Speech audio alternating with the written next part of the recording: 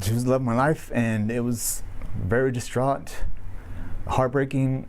I was in disbelief. Y'all, he is the current husband of Krystle Perez right here. She's a dispatcher. And then the couple of police officers listed are just a couple of the ones that she's been alleged to have relationships with. She's actually being accused of 7 different deputies of police officers. And we're in Brexler County, Texas, okay? Now, I don't understand why the husband was just in disbelief that this happened, because that's how he got her, y'all. What they say, how you get them is how you keep them. She was with her first husband, who was a police officer, and he found text message between her and now her current husband, the guy that was crying in disbelief. I just can't believe that she did this to me. Well, she did it to her first husband with you, okay? And I found this out through the Daily Mail. Now, currently, the police department is investigating whether these relationships, affairs occurred on company time.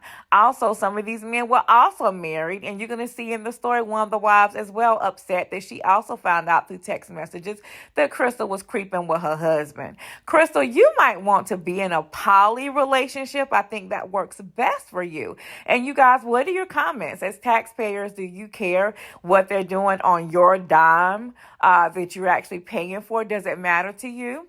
And what do you guys think about relationships within the department? Leave me your comments. On Just unpaid messy. administrative leave, along with Bexar County Sheriff Sergeant Ronaldo Salinas and Deputy Juan Leal.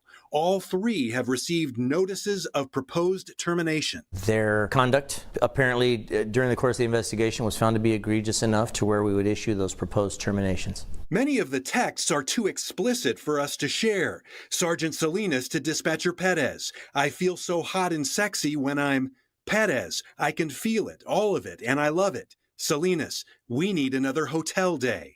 Deputy Leal to Dispatcher Perez: I can't wait for us to be naked and us caressing each other and then kissing each other all over. Perez: expletive, yes. She just loved my life, and it was very distraught, heartbreaking.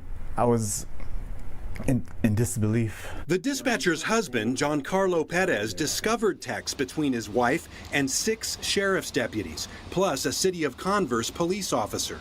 In December, he gave them to Internal Affairs, and an investigation was opened. They use emojis to reference body parts, and they would talk about, kissing, making out, and all these, like I said, just sexual connections. Perez took screenshots of the text from his wife's phone, and many of the timestamps are missing, so it's not clear if the texters were on duty.